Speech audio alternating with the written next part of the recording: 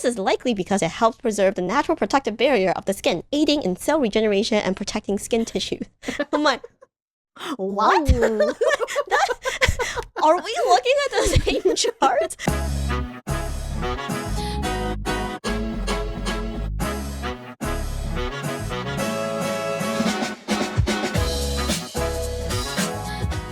Welcome back, everybody, to the Chemist Confessions podcast. I'm Victoria. And I'm Gloria.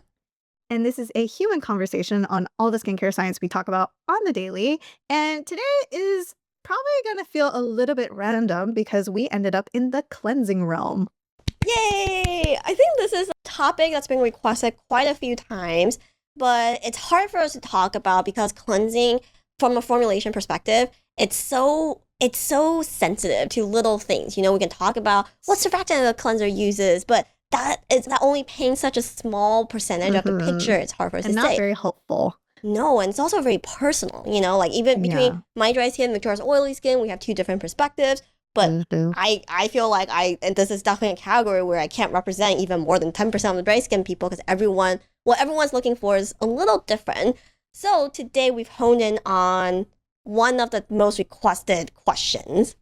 Yeah. So ultimately, when we poll people and we've gotten feedback about the cleansing realm, they're all kind of different, but they fall on the topic of cleansing routine. And a lot of questions are things like, should I be double cleansing every day? Should I be cleansing twice every day? You know, and it's all just like, what is the proper way to cleanse?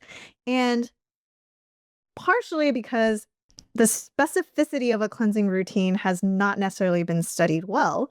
One of the questions we might be able to answer is the question of, can you use water to wash your face specifically in the morning? Because there's definitely the dry cohort. And a lot of them are just like, I don't need to use a cleanser twice a day.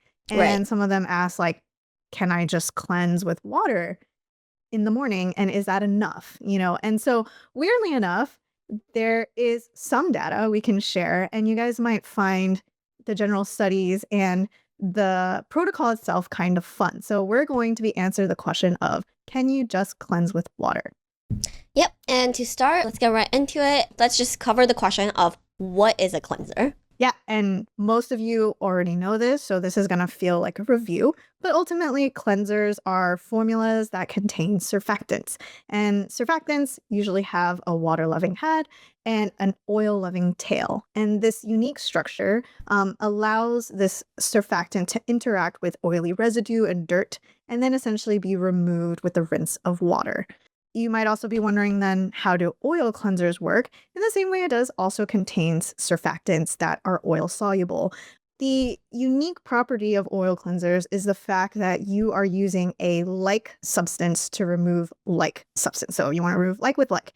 And because of that, oftentimes it can be more powerful in cleansing things like long-wear makeup. And then what happens is when you use water to rinse off, you're essentially emulsifying the oil cleanser. And there you go. That's typically how the general oil cleanser space works. Yeah. And the other aspect about surfactant science is we often get asked, are XYZ surfactant gentle for skin? Is XYZ really harsh for skin? Now, whether or not a cleanser is harsh for your skin depends on the whole formula and the concentration of the surfactant. But generally speaking, there's a lot of ways to assess the likelihood of a surfactant being irritating. Usually that is by how they interact with your skin's own proteins and lipids. Some surfactants like your skin more than they like dirt, which can be an issue and that's what causes a stripping effect, is when they bind too well to your skin lipid and skin protein, and that can lead to skin irritation. Of course, it's more complex than that. There's a lot of measurements, like I think we covered a study in the last episode where they're looking at Zyme value as one of those tests that quantify this irritancy potential. Again, this is just one measurement that chemists look at. And when you hear of something like SLS, it's very, very irritating. That doesn't mean you can't use it. It just means it has this property about it that you should be aware of. So we as chemists have other tools up our sleeves to take advantage of its cleansability while still managing the whole formula to prevent it from being too irritating. So all I have to say, when it comes to cleansers, chemists play a really important role in terms of formulation. I wanted to kind of share the flip side of like gentle surfactants. And the reason why, I think the logical question following that is, then why don't we just use like the most gentle surfactant, that's tested, for those properties of low irritancy potential. And the problem with that is that it probably is not going to cleanse that well. It can feel a little bit like an art in trying to find that perfect blend that not only is gentle and not going to cause irritation, but can cleanse what you want to remove, and at the same time still provide those properties of cleansing that people are looking for. All that to say, again, agree with Gloria in that it really takes a detail-oriented and I would say almost a stubborn chemist to find that specific balance. But with that, we should move on to answering the major question of the day. Yep, but before we dive right into it, let's take a quick break. Speaking of cleansers, our Blank Slate Gentle Power Cleanser was strategically created with the perfect surfactant blend that can both remove daily sunscreen and makeup. No squeaky clean finish, no dryness. This cleanser happens to also be vetted by our chemist crew 3 different times. We actually tried to replace the original formula multiple times, but each time the chemist crew voted for the OG formula. So we hear you loud and clear. This tried and true formula is here to stay. So if you've been curious to try, don't forget to use the code CCPodcast2025 for 15% off your next order. Enjoy and happy cleansing. Whoa! All right, let's dive right into it. Can you just wash your face with water? This is one of those topics we kind of talked about doing, but are there actually any study that looked at this? The good news here is actually there are quite a few studies that looked at it from a few different angles, so it's pretty interesting. Yeah, I would say like the answer is yes, but in an indirect manner. Yeah. I think ultimately what happened was that they used washing with water as a control case. Yes. And we found that the control case was actually quite interesting. This is a more of a specific case here. So, the first study. Hit us, Victoria. All right. So there was a lab in Japan that wanted to understand how a low acidic cleanser or a low alkaline, slightly higher pH cleanser would impact children's skin with eczema. So a pretty specific scenario that requires a lot of gentle care, right? I found the protocol pretty interesting. Ultimately, they had 42 subjects under the age of 15. They were provided a steroid ointment to use if there were eczema flare-ups during the testing timeline of 8 plus or minus 4 weeks. They used this throughout the entire study, 8 plus or minus 4 weeks. That is kind of a wide range. And when I was first reading the paper, the first time I saw that number, I thought it was a mistake. I was like, that's kind of weird. Is it 4 weeks or is it 8 weeks? And then I kept reading, and then they keep using that notation. I was like, controlling children must be like wrangling rabbits. They're like, okay, you use it for at least 4 weeks. That's good enough for us. Yeah. And they just kind of like allowed the data to come in a range. Yeah. Ultimately, they were prepared that children and maybe the parents of these children may not be able to make it through the 8 weeks, so that leaves the range. But I will say they were instructed to wash with lukewarm water, which I think is an important point. And they wanted to take a few measurements, the first one being what they call the EASY score, which is the Eczema Area and Severity Index score. This is given by an expert grader. They also had them look at what they call a Patient-Oriented Eczema Measure score. This is more of a self-perception score that a parent would take every week. They also looked at stratum corneum hydration and even marked how many times during this testing period did these children have to apply additional steroid cream provided. Basically, how many times did eczema flare up while using these cleansing scenarios? So I will go ahead and put the first set of results up on the screen. Ultimately, we should mention they use box and whisker charts, which Gloria really likes. It's great. It gives us, unlike most studies, well, I should say box and whisker charts are really rare in skincare studies, but they really do give you a lot of insight into the distribution of the data, the statistics in a very visual way. And in this case, it visually tells me very quickly that they all did about the same. Also, you may notice right away when we put the data on the screen that wait, hold on. You guys mentioned a water side and one side that either uses alkaline soap or a lightly acidic soap, but I only see 2 bars. That's because the alkaline and the acidic soap didn't give any meaningfully different data, so they just mashed them together and say the cleanser group. Yeah, and ultimately they were like, okay, well, we can't extrapolate anything interesting between the two different cleansing scenarios, so let's just make this about if you just wash with water versus you wash with soap. So I still find that to be a little frustrating because I'm like, even if the data is like inconclusive, it would still be nice to visualize it, but whatever. I guess in this sense, they have a bigger data set for both scenarios. Right. And I mean, they provide it at the bottom, but you can see, yeah, like there's just not really a lot to go off of. So they're like, okay, let's see what the difference is with water and soap. And we'll also share some of the other measurements they look at, which is their poem score, the self-perception score, essentially.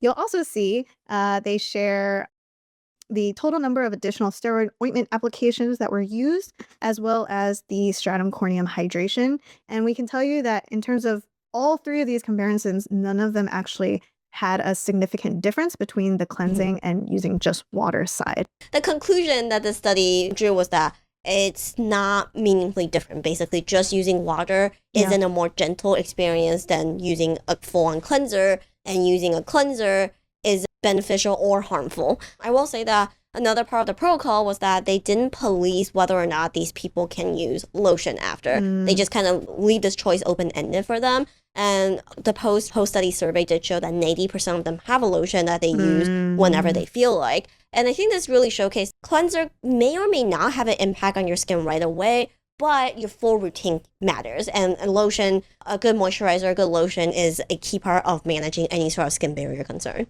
No, that's a really important point because it's not just the cleansing, it's a full routine. And the other thing that I forgot to mention is that for these children, they're actually doing a half body cleansing study. Oh, yeah.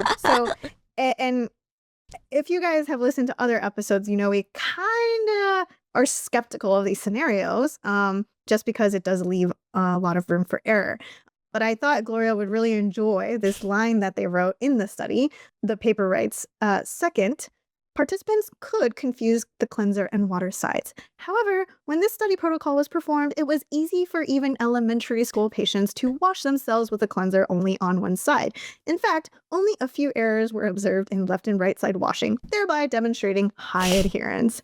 So I love this very, very feisty academic way of saying these people aren't stupid, okay? Yeah, they're like, even an elementary school kid could do it. Like, what? We're not that dumb.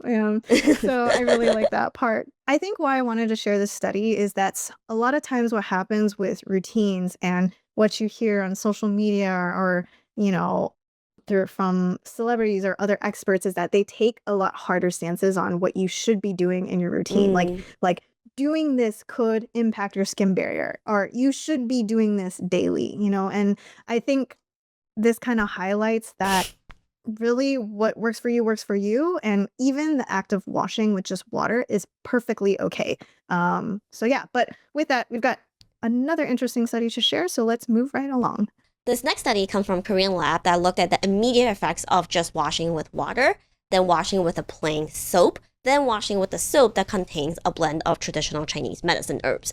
And I should mention, I don't know if this should make it to the podcast. And I will say the blend of Chinese TCM herbs that they use is a very ancient recipe. They literally, there is a really hot woman prehistoric times. She is apparently notorious for her beauty. And years later, they still use her name as it's a trademark blend. This is actually a well-defined blend of some 15, 20 or so herbs that was said to be the secret to her beauty. And they use it for all sorts of anything. They say it can be used for hyperpigmentation to acne. So that I should mention that this is a very specific ancient recipe of a blend. It's not the lady that was mummified and then her mummified self was made famous, right? I don't remember. No, this was a woman that was known to be beautiful but have health issues. So they're saying that when she clutches her heart because she's in pain, and even the way she frowns was beautiful. And then some ugly woman, no, I shit you not, this is a real story that they tell children, is that an ugly woman from the same village wanted to copy her look, and she thought it was the frown and the winds that made her beautiful, but this woman's ugly, so that she's just so there's basically a saying of like, you know, when you don't look the part, don't mimic that. If you think about it, it's really mean. It is totally mean. And I sometimes will hear these stories from my dad, you know, this like ancient Chinese historical, or I don't know if this is even considered just like mythological stories, you know, that you hear, but vanity has just been, it's just prevalent through thousands of years of Chinese history. Yep, 2,000 years of judgment. But okay. Anyway, so the protocol goes, they recruited 30 people to wash their face. And I should mention that we don't talk about gender breakdown for most of the studies we share. And usually the majority of the people that join these type of studies are females. But this study is actually 22 male and 8 female. And all the participants were young in their 20s. They had the skin type breakdown. Most people that showed up, 21 out of 30, had combination skin, and 6 normal skin, and just 1 person with dry skin and 2 people with oily skin. So definitely very much a let's just look at combination skin, so we kind of get a little whiff of everything type of protocol. And this is a quick study. They had the participants undergo facial examination immediately after entering, and they used the phrase, they said, not me, after entering suddenly into a relaxed state. And then they were sent to wash their face. And then they were told to sit down and relax for another 10 minutes. And then they examine again. So this is like an immediate effect type of measurement. And then after that, after the 10 minutes of rest and that post-washing, they did look at the difference between oil content of face, both in the T-zone, where people tend to be more oily, and the U-zone, where people tend to be more dry, which is meaningful for these people who most of them are combination skin. They also measure moisture level and pore size. Yeah, and we'll put the results up on the screen here, but what we'd like to point out is there's actually a difference in basically sebum secretion or oil amount between the 2 zones. So for a T-zone, they actually saw a significant decrease, although on the smaller side, I would say, for both the just water washing scenario and the classic soap scenario. While in the U-zone area, and that's like the chin jawline area, they only saw a decrease in oil with the soap, just the classic soap scenario. For the, I guess, like herbal soap that they're trying to test, they didn't see a difference with that one. But otherwise, I did find it fascinating that there wasn't a necessary correlation between T-zone and U-zone. They're actually quite different. And for those of you watching this on YouTube and just looking at the data, SK washing, that's a regular soap, and the SSOOS group is the soap plus the herbal blend. And even though I think the data is interesting, I kind of wish they follow these results a little longer than 10 minutes. Yes, exactly. I was like, as an oily skin person, my problem is actually not necessarily in the instant cleanse phase. It's like, I want to know, like, at the 2-hour mark, at the 4-hour mark, like, is there a difference? I would be fascinated to know. Like, I think that would be a great way of knowing, like, you know, maybe how effective a cleanser can be, or maybe how these surfactants can affect oil control, like, throughout the day. Yeah. And another angle to look at these data is that the basic soap that they use and the herbal soap that they use are like standard soap bases. So these are fairly alkaline formulas, which again has had a pretty rough couple of years in the PR department. These are considered to be really harsh. And it's true that soap can be a little bit on the stripping side, but this shows that maybe it's not as stripping as you think, because comparing to water, it's not that different. I also like that they talked about, you know, moisture content of skin, or skin hydration, as well as pore size. And you can see that the water washing and the general soap groups, they did see both a significant change in moisture after washing. They saw a significant decrease in pore size. I found that mildly interesting. And I think we should also mention, we kind of touched on this in pore care, in that just washing with water actually can be mildly, I'm going to say this with emphasis, mildly helpful in a sense of pore care.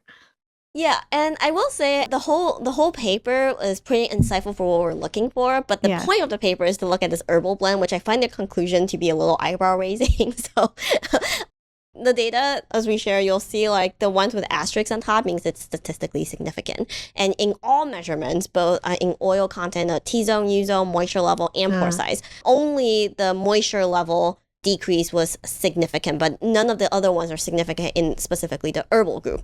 And then the conclusion, the paper writes, in conclusion, cleansing with this 稀释 cold process soap, that's the hot woman's name, caused the least irritation compared to water cleansing, and soap cleansing. This is likely because it helps preserve the natural protective barrier of the skin, aiding in cell regeneration and protecting skin tissue.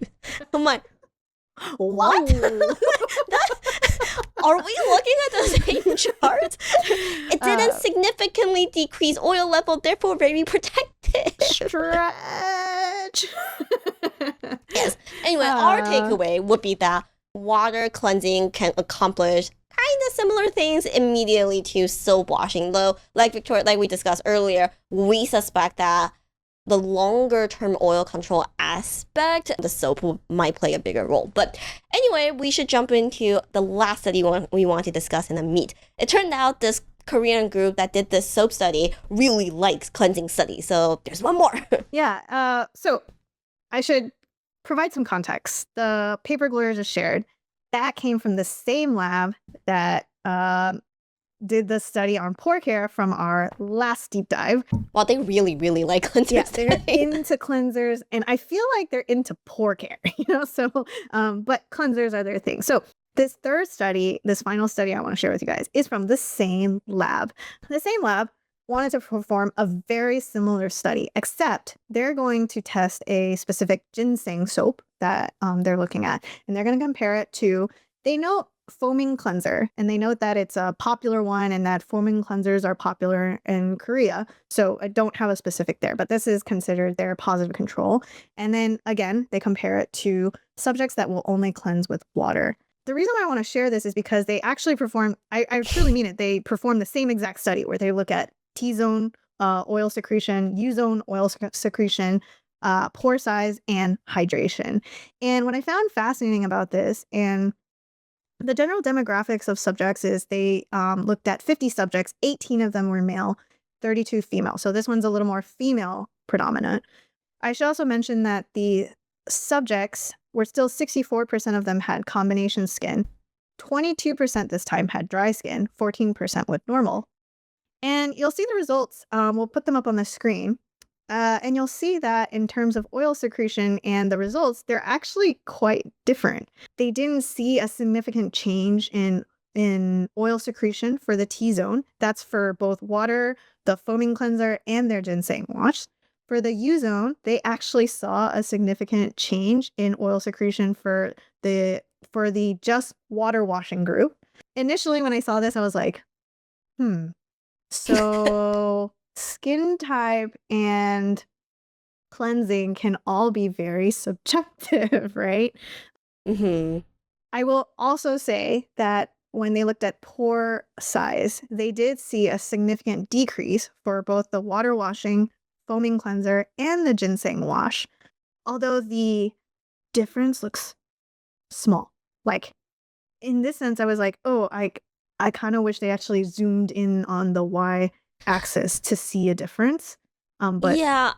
For those of you who are listening, the bar graph in the study we showed previously and this study, they're all really, really close together. And for the most part, and they all come with really big error bars. So for the most part, you can only gauge how good that comparison is only by the little asterisk that signifies like this data set is significant versus not. And this study in particular, I find it really hard to draw conclusions from because the vast majority of data are so close and most of them are not significant. So it's kind of like, okay, I see what you did. I think it's interesting, but what?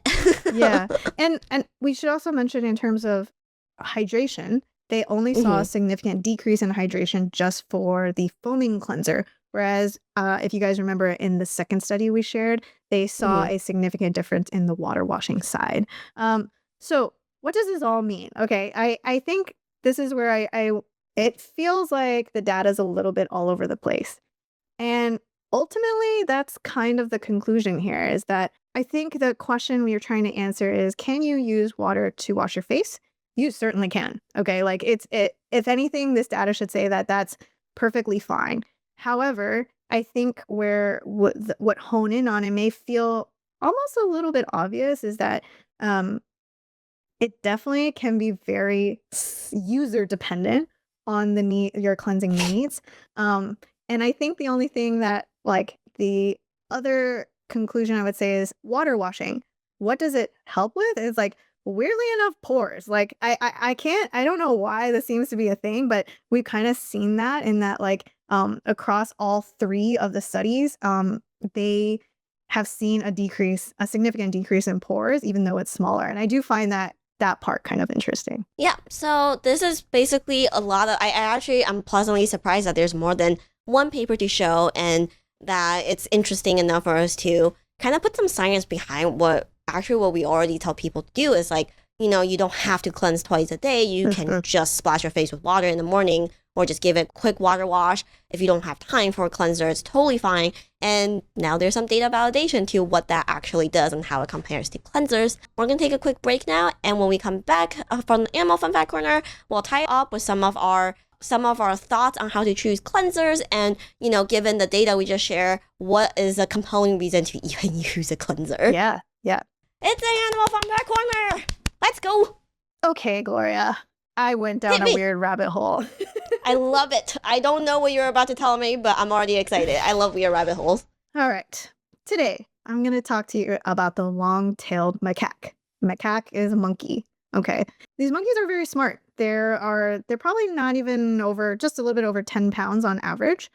Mm-hmm. They happen to be one of the few monkeys that actually uses stone tools and have the ability to barter and trade. Okay. So it's like studies like this. I'm like, definitely smarter than some people I know. I feel like this episode is people realizing we have a low bar in terms of human intelligence. Okay. But anyways, all right. These monkeys, I want to talk about specific long-tailed macaques on the very small island country of Mauritius. So Mauritius is east of the island Madagascar, which is east of Africa, basically. So Mauritius is a very small island country. It only has 3,000 netizens, but there's actually some major drama going on around these monkeys and them living there. Okay, so long story short, these monkeys happen to be very sought after in biomedical research, especially for the development of new drugs and vaccines. They are the main they're the main monkeys that are used. And it turns out that in China used to be the biggest exporter of them. But then when COVID happened, they actually shut down this export and so that they could solely use it for their own vaccination testing. I will say this animal testing in this industry is, I would say, heavily, heavily regulated just for its nature. And so it's already a very, I would say, limited supply of what's available for testing. Okay, so after that happened, then Cambodia became the second biggest importer, but then they got flagged when they found out that some of the monkeys that were being imported happened to be wild. It's very important that they're breeded in a very specific way so that they're pathogen free. So when they got flagged, that channel got shut down immediately. So in comes this very humble, very small island of Mauritius. And I'm going to share this chart with Gloria. If you scroll down, you will see how drastically the market of exporting these monkeys has changed just within a few years. Suddenly, Mauritius became like the main sole exporter of this for biomedical research all around and specifically in the US. Which, by the way, in a podcast that shares a lot of charts and graphs, this is a wonderful chart. That's very informative. It's a beautiful graph. Yes, I totally agree.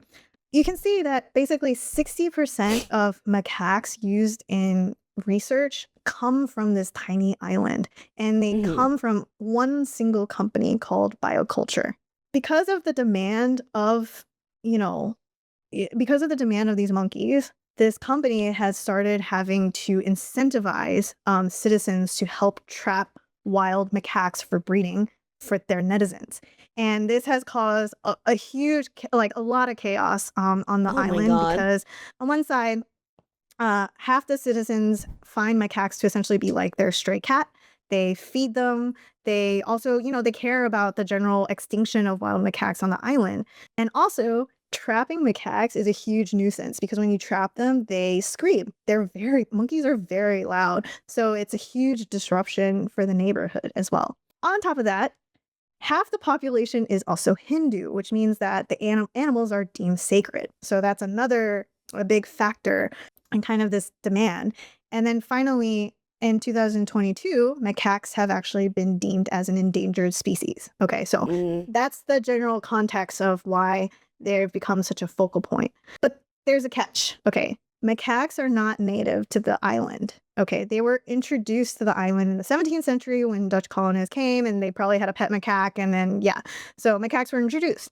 And they're actually considered kind of parasitic to the island because they've destroyed native plants, and they eat their fruits, which then cause the native fruit bats on the island to basically feast on fruit farms. Okay, so all that to say that macaques have now become political, and they are like just on this island alone. They're like the state of macaque breeding on Mauritius, this tiny island, is like there's global awareness around this. It's like a political point as well for Mauritius themselves. That's it. That's the story. The story is, who would have thought that this monkey and this tiny island is right now super important and actually super critical to the state of biomedical research. In terms of moving forward, there hasn't really been any clear way of moving forward. It's just that if Mauritius doesn't keep up with the demand, then biomedical research also is going to have to start being scaled back because the cost of these monkeys is also skyrocketing. Add that to the fact of lack of funding now with our current political climate. It's like, it's a very delicate situation. So ultimately, that is the state of macaques on Mauritius. That is fascinating. I never thought that this is the podcast where people will learn, where did those monkeys come from? Yeah, and I think it's also like kind of, I think what I found kind of strange is I was left with like, I don't know what to do with the situation because they're considered an endangered species, but they're not native to the island. And they're in a sense like actually harming the Mauritius island. So then how do you, I actually felt like I was like, I have no idea what to do in this state at all, so yeah, who would have thought? That was a great share. We leave you with an interesting factoid and some moral dilemmas. Yeah, I didn't really think about how listeners might feel about this one, but I did find it interesting. All right, so let's wrap it all up with the question of, well, okay, you guys just spent a chunk of this episode made that water, cleansers, potato. So then why do I wash my face? Well, simply put, this again, it feels like I actually really do enjoy these episodes where it feels like we're maybe what we're saying feels like common sense, but some people have taken the hard work to do the studies to kind of validate these thoughts with actual data. So long story short, you should cleanse because of everything else you put on your face. It's not just, your sebum or dirt, even your sunscreen, your makeup. These are definitely more specialty products that cannot be removed with water. And this is just not me. It's not me making this up. There is a study. So this study we actually shared a long time ago. It's definitely very, very helpful. So we're going to share again. They use a regular non-waterproof sunscreen, and then they tested a waterproof sunscreen, and then they tested a bunch of different wash methods to try to remove the sunscreen and see if it makes a difference. So in this, they looked at positive control, which you don't wash your face, and then just washing your face with water, using a regular cleanser, then using a cleansing oil, and then the negative group where they just didn't apply sunscreen in the first place. And the results are super interesting. We're gonna keep this very, very brief, but you can see in the non-waterproof sunscreen group that the cleanser and the cleansing oil both did a pretty good job at removing pretty much all the sunscreen. And then you look at the waterproof group, then there's a very marked difference between the regular cleanser and the oil cleanser, which makes a lot of sense. Remember Victoria mentioning in part 1 that oil cleansers in a way is kind of like dissolve like. So a water-based cleanser isn't going to be as interactive as a waterproof cleanser as an oil cleanser would. So anyway, that is the study that we're going to just put up here to show, hey, sometimes when you put on those long wear makeup, waterproof sunscreen, things that will make you look good for 8+ hours, those take a lot more work to remove thoroughly. Yeah, and I think this is such a transparent way of showing the modes of cleansing. We should mention that the two sunscreens that were used were both from the same brand, Innisfree, which I like because that kind of standardizes the comparison. They used the Neutrogena foaming cleanser as the general cleanser, and then used a Maybelline cleansing oil, which I think when Gloria and I remember us looking this up, it's like no longer made or only sold in China. It's like very specific formula, but anyways, the thing I think that's important to highlight is like we spent the meat of the episode saying water is okay. But if you look at the degree of wash off compared to the others, I think that's like enough to say that, yeah, it can help to a small degree, but for probably, and I feel validated as an oily skin person to being like, it's not enough. Like, this is so not enough for me. And I feel like, yeah, this kind of shows why. Yeah. So, long story short, you should still have a cleanser. Whether you cleanse morning and night with this cleanser or just nighttime, it doesn't really matter. It just depends on your routine and your habits. For me personally, I have dry skin. So I absolutely only cleanse once a day. Waking up and then doing a very rigorous wash off feels not bad, but feels excessive for me. I can see that. Yeah. And for me, I definitely need to wash every day. I think the gauge for me is always like how my skin feels like by lunchtime. Yeah. And I know for a fact that if let's say I forget, my morning is way too rushed and I just need to rush out the door, I can feel it by lunchtime. And so I think that is the state of cleansing. And this episode is honestly just dedicated to us reminding you that however you're cleansing is okay. And anybody that's telling you must, the keyword must, do a certain way, that's really not the case at all. And let all of these studies be an example of that. So hopefully that helps you in your cleansing journey. So that's it for this episode. We hope you find the science behind what you might think is very obvious to be interesting and insightful. In the next episode, Victoria and I have been doing this for a long time. We tested 5 different oil cleansers for like a good half a year. So in the next episode, we're going to be going through all of our thoughts on these very popular KBD oil cleansers. And yeah, we'll see you all next week. See you. Bye. Bye.